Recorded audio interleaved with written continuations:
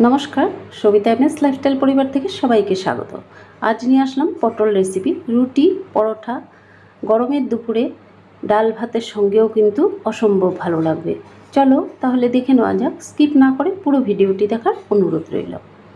এখানে আমি 5টা পটল নিয়েছি। উপরের যে পাতলা খোসাটা আছে খোসাটা শুধুমাত্র ছাড়িয়ে নেব।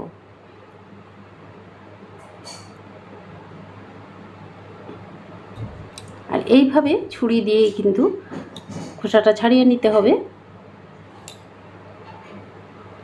খোসা ছাড়িয়ে আমি খুব ভালো করে আবারও ধুয়ে নিয়েছি। এখন আমি টুকরো করে কেটে নেব। এইভাবে মাঝ বরাবর কেটে নিলাম। আবারও মাঝ বরাবর কেটে নিচ্ছি। একটা পটলকে আমি 4 টুকরো করে কেটে নিচ্ছি। আর পটলের যে বীজগুলো আছে এগুলো কিন্তু আমি ফেলে দিচ্ছি। যেগুলো একদম পেকে গেছে ওগুলো কিন্তু আমি ফেলে দিচ্ছি।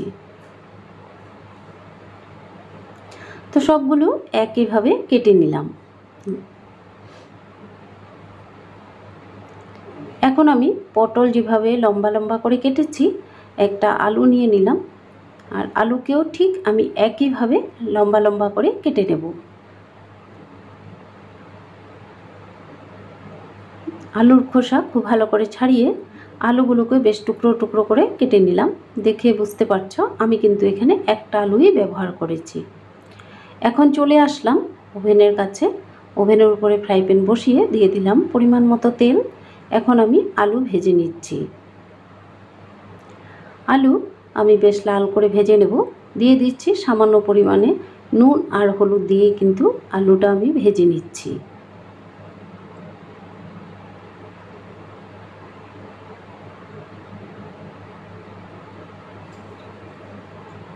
আলু ভাজা হয়ে গেছে, আমি এখন নামিয়ে নিচ্ছি।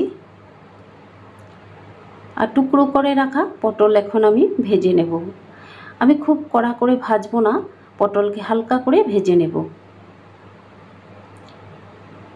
এখানে আমি হলুদ ব্যবহার করব না, শুধুমাত্র নুন দিয়েই কিন্তু পটলটা ভেজে নেব।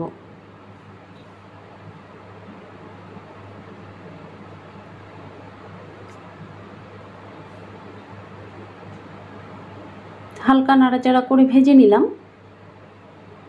তো ভাজা হয়ে গেছে, এখন কিন্তু আমি নামিয়ে নেব।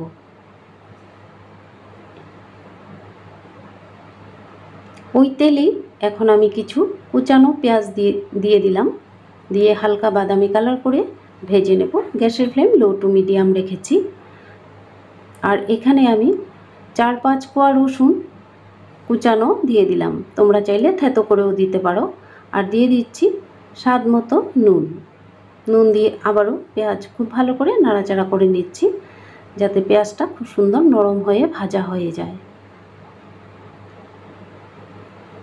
দেখো পেঁয়াজের কালার কিন্তু চেঞ্জ হয়ে আসছে। এখন দিয়ে দিচ্ছি হলুদ গুঁড়ো, জিরে গুঁড়ো আর দিয়ে দিচ্ছি লঙ্কা গুঁড়ো। ঝাল যে যেরকম পছন্দ করো অবশ্যই তোমরা নিজেরা বুঝে দিবে। সামান্য পরিমাণে জল দিয়ে দিলাম যাতে মশলাটা পুড়ে না যায়।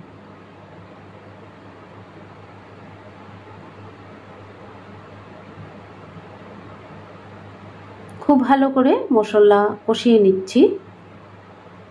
দেখো তেলটা কিন্তু একদম ছেড়ে দিয়েছে। এখন আমি ভেজে রাখা পটল আলু দিয়ে দিলাম।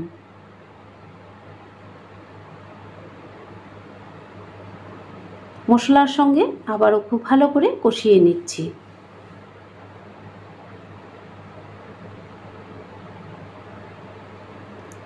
সামান্য পরিমাণে দিয়ে দিলাম কাশ্মীরি গুঁড়ো লঙ্কা। তোমরা হাতের কাছে থাকলে দেবে, না হলে স্কিপও করতে পারো।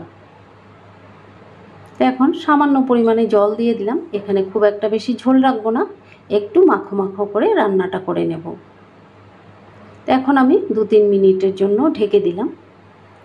এইভাবেই রান্নাটা কিন্তু আমি কমপ্লিট করে নিলাম। এখন আমি পরিবেশনের জন্য রেডি করে নিলাম। ভিডিওটি দেখে যদি ভালো লাগে অবশ্যই সাবস্ক্রাইব করে সঙ্গে থাকবে। সাবস্ক্রাইব করে রাখলে আমি যখন এই নতুন ভিডিও আপলোড দেব সঙ্গে সঙ্গে তোমাদের নোটিফিকেশনে পৌঁছে যাবে। আর ছোট্ট করে একটা লাইক দেওয়ার অনুরোধ রইল।